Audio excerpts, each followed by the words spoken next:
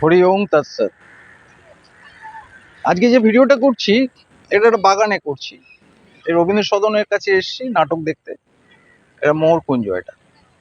তো যাই হোক, এটা হচ্ছে মনে করুন কিছু মানুষ আছে না খুব অ্যাগ্রেসিভ। তো বিভিন্ন মানুষের অ্যাক্টিভিটির ওপর তাদের মানে শরীরের ওপর প্রভাব পড়ে। তো অ্যাগ্রেসিভ মানুষ যারা তাদের লিভারে প্রভাবটা পড়ে, লিভারটা ড্যামেজ হতে শুরু করে অ্যাগ্রেসিভ মানুষের। আর ধরুন অবসাদে আছে, ডিপ্রেশনে আছে বা হতাশে আছে, তাদের ফুসফুসের অসুবিধা হয়। হ্যাঁ, আর থার্ড হচ্ছে অতিরিক্ত ভাবনা, মানে খুব ভাবনা চিন্তা করছে যারা, তাদের কিন্তু পেটের সমস্যা হবে, সাবধান।